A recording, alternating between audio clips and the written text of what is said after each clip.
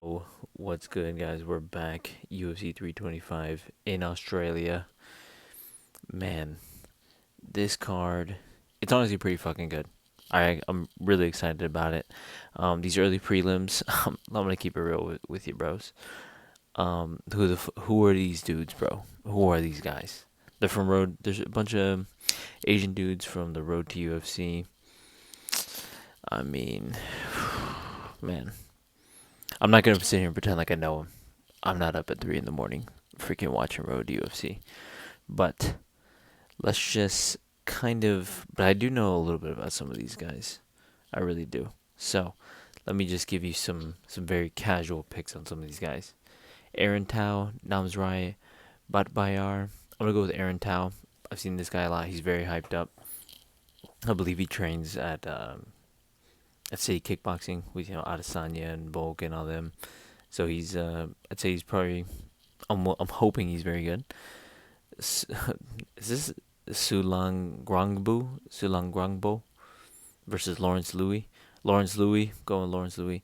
Sebastian Zale, Kiichiro Nakamura. Keiichiro Nakamura. I'm going to go with Keiichiro Nakamura. Kim Sang-wook, Dom Marfan. I don't really know much about these guys, but I'm going to go with Dom Marfan on the fact that Korean MMA is kind of in the can right now. I don't believe they have really any good fighters. I don't think there's a single fighter on a win streak right now. A Korean fighter on a win streak, except for maybe Do Hoo Choi, and I don't think he fought once all of 2025.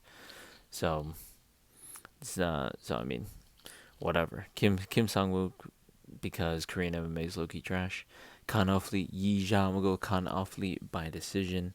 Khan Offley's actually pretty good. He's only lost to good competition. He lost to Myron Santos in the tough finale. He also lost to Nasrat Hakparast. Was it Nasrat? Or was it Muhammad Naimov? All right, now we gotta check. We just gotta double check. We got to dot our I's and buckle our Q's or whatever they say. Yeah, it was Muhammad Naimov. That was actually a very competitive fight. So I'm gonna go with Khan Offley on that one by decision. He's not he doesn't have like crazy power, so I don't really expect much from him. This is another good one. Now we're getting into the weeds, bro. Jonathan Mikalev, Oban Elliott. Oban, I don't think he is. I don't think he's who we think he is. Let's just keep it at that. I mean, bro took Val Woodburn to a decision. Knocked out Basil Hafez, but that was the corpse of Basil Hafez. That was no steroids, Basil Hafez. And that Basil Hafez took Mickey Gall to, I believe it was a split decision. So not a good look. Jonathan Mikalev, he's also very new in the UFC. He actually doesn't have as many fights as Oban Elliott, but I'm gonna go with Jonathan Mikalev. I feel like he's more explosive, has better grappling, and as long as he can avoid standing up with Oban Elliott, I believe he can get the W by decision. Jacob Malkoon, Torres Finney. Jacob Malkoon, he's had a long layoff, and on top of that, he wasn't really that good to begin with. As much as I hate Torres Finney, and he's a fighter whose downfall I'm definitely praying for. He's gonna win this one, unfortunately, and then he's gonna talk all this shit on Instagram and Twitter, be like, "Oh, you guys are begging me to lose, but I keep winning." He's like, "Yeah, wait till you fight someone good, and you get fucking colded, and you get folded, and you get slept, and we're all gonna be laughing at you." But unfortunately, we're gonna have to wait for the Torres Finney downfall party a little longer. He's definitely gonna win this. Also, Jacob Malkoon, man, bro, he's a Cody Brundage victim. He's a Phil Hawes victim. I just have zero belief that he's gonna get the W on this one. Cam Rouston, Cody Brundage. I'm gonna go with Cam Rouston. Although Cody Brundage is very tough and has pretty decent grappling, I think as long as Cam Rouston can be patient and pick his shots well, I believe he can get Cody Brundage out of there. I'm gonna say it's gonna be a late stoppage, like late second round or third round TKO. He just really needs to be patient and pick his shots. He's very tall. He's very rangy. He's a city kickboxing guy as well. As long as he's able to implement that really good striking game that they work on over there, I believe he should be able to get Cody Brundage out of there. Junior Tafa, Billy Alicana. Billy Alicana is gonna submit Junior Tafa. Let's keep it real. Let's keep it a buck. Junior Tafa sucks. He has a decent chin, but he has no grappling, and he has no gas tank. So Billy Alicana is able to smudge him up against the cage, make it boring. Unfortunately, he's gonna have to make it boring if he wants to get this win. This is exactly what I think we need to do. I think he's going to make it boring. He's going to avoid the big shots. He's going to drag him in deep waters. I think he's going to get the submission like late second round. Next, for the main card. This is why we're all here. This main card's fucking awesome. And thank God the Jimmy Crute Justin Jacoby fight fell through. It's a good fight, but it's not main card worthy. Let's get that on main event of a not main event of a fight night. Whoa. Like that's like a feature fight of a fight night. All right, Quillen Salkill, Jamie Malarkey. It's gonna be Quillen. It's gonna be a Quillen Salkill party. The boy's coming home to get a big win in front of his people, and unfortunately, he's gonna get his win by sliming out one of his own, Jamie Malarkey. He's just not good, unfortunately. Jamie Malarkey's not very explosive. Doesn't really have good grappling. He's got a decent chin, but he gets hit. You know, that chin can only last so long when you're so open on the feet. I think Quillen Salkill is going to fold Jamie Malarkey, probably late second round. I think, hopefully, it's not even just what I think. I'm hoping that he just has an absolute masterclass, makes himself look really good, and picks him apart just as good as Rufy did. Tai Tuivasa, Talzin Teixeira. Oh man, this is it, bro. This is the end of the line. If this guy doesn't fucking win, he's out. He's gone. See you later. Tai Tuivasa needs to win this fight, and I don't think he will. Unfortunately, I don't know, man. I don't know. It's been what? It's been like a whole year, right? I think his last fight was probably like in November or October of 2024. Man. Oh man, this is so hard to pick. He has good wins though. I mean, not good wins, but I mean like they're pretty good wins. He beat Derek Lewis when Derek Lewis was like in his prime, and then Townsend Teixeira got finished in the first round by Derek Lewis. It's like, what does that really say about this guy? Like this is the corpse of Derek Lewis. This is losing streak Derek Lewis. Well, he wasn't on a losing streak, but you know what I mean. Like this is fighting nobody's Derek Lewis, not prime Derek Lewis. No, I just can't confidently pick Tuivasa to beat anybody. He's like on an 8-fight losing streak. The only person I'd confidently pick him to beat is probably me, because I have no experience and he's fucking big as fuck.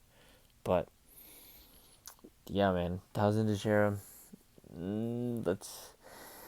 I think Tai Tuivasa is gonna have a bit of a song in here. He's gonna go really hard. He's gonna do everything he can to stay in there. I bet it's gonna be like a late second round KO. Bad up against the cage, and it's gonna be sad, and he's gonna cry. And honestly, he should do a "You Can't Fire Me, I Quit" ad retirement. You know what I mean? He needs to throw his gloves down there. Don't get cut. Just retire, buddy. All right. He's got businesses. I think he has like restaurants and smoke shops and stuff like that. He's good. All right. Thousand Teixeira, late round TKO. Mauricio Rafael Fiziev. Ooh, man. First of all, let's say this. So this fight is bullshit. He lost to BSD, and by losing, he gets a shot up the rankings. Make it make sense. Fucking horseshit. But I think he could beat Rafael Fiziev. These fucking fighting nerds, man, they better have been working on that ground game. Especially Rufy. I don't want to say he got exposed, but he did kind of get exposed for having like no grappling game. And Fiziev, although he's not known for his grappling game, he can certainly implement it. You know what I mean? He had Justin Gaethje in that really awkward, what was that? What do you even call that position? But in their fight early in 2025. Very weird, but it worked. And it looked good. I think it won on the round. I think Fiziev might just be a little too slow. He doesn't really have a whole lot of power. And he is actually kind of small as well. He was looking small against Gaethje. And Gaethje really isn't even that big. I'm going to go with Rufy on this one. Man, I don't want to say by decision, but it's not going to be early. It's going to be a late second round, third round TKO KO. I think he's going to be cautious the first round. He's going to get a feel for it. Understand, trying to read, get some reads on Fiziev, see if he really is going to be going for takedowns, going for some clinch work up against the cage. And by the second round, he'll be comfortable enough to really start opening up and landing big shots on Rafael Fiziev. Next, BSD versus Dan Hooker. I really want to go with Dan Hooker for some reason, but I just can't at the same time. It's just, he was on a win streak actually, and then, he lost to Arman. Respectable loss, a respectable L, but, and honestly, I don't think BSD has a good enough ground game to get Dan Hooker on the ground and submit him. But, oh man, what about his striking? You know what? Oh man, no, because he's so slow too. He's just so slow these days. He's just not himself anymore. He's 35. I'm gonna go with BSD. Yeah, I think I'm gonna go with BSD. I think if he gets hairy enough, he can get takedowns, good enough takedowns to where he can win himself rounds, get some good strikes up against the cage, get some good clinch work going, and I think that as long as he has the gas tank, he can outlast Dan Hooker enough and land big and enough shots, mixing with takedowns to actually get himself the win. I wouldn't be surprised if it's a close fight and they give the decision to Dan Hooker, because they did that the same thing with the Gamrot fight. But I think Dan Hooker's a little too slow. He's never had a good ground game. I don't think he'll get submitted, but I think he's good enough to not get submitted, but he's not good enough to stop takedowns. That's kind of what I'm saying. And I don't think his striking's all there. It's not as fluid as it used to be. It's not as reckless as it used to be. It's very sort of by the numbers. It's very readable, and I feel like someone who's younger, hungrier, like BSD, could definitely, survive the pace that Dan Hooker is going to try and put on and outlast him in a war. I think this is going to be fight of the night. I think it is going to be a war, and I think it's going to go to decision for BSD. But he's got to make it obvious. He's got to really go in there and sort of beat Dan Hooker's ass in some moments in order to get that win. Volk versus Diego Lopez. I mean, let's keep it real, man. Diego Lopez, low-key doesn't deserve it. Low-key doesn't deserve it. And I'm going to pick Volk for two reasons. Well, actually for a couple reasons. Not even two. This is multiple. One, he beat the shit out of Diego Lopez in the first fight. He did. I don't think Diego Lopez really did anything impressive in that first fight other than dropping him at the end of the second round, and that was quick. The round ended literally immediately after. He was able to stuff some takedowns from Volk, because Volk is a pretty damn good grappler.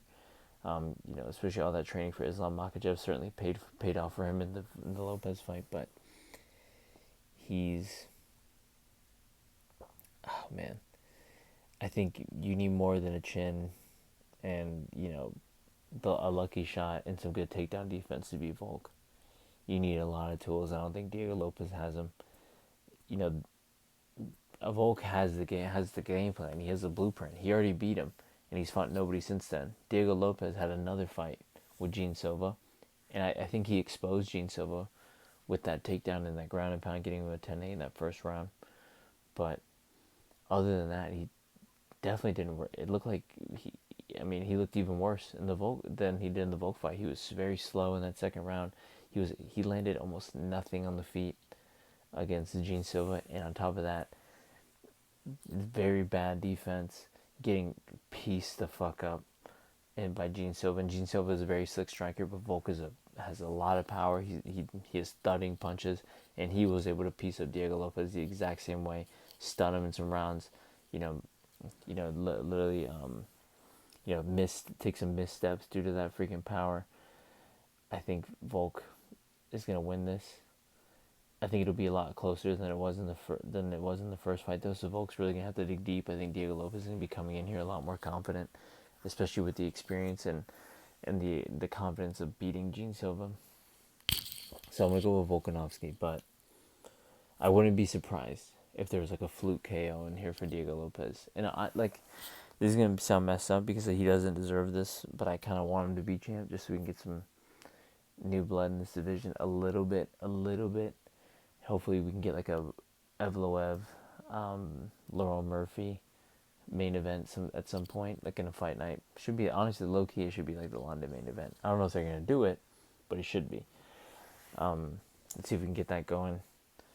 and so we can get a clear contender for Diego Lopez. But yeah, I'm gonna say Volk's gonna win, and if he's smart, he'll just retire, and then we'll go from there.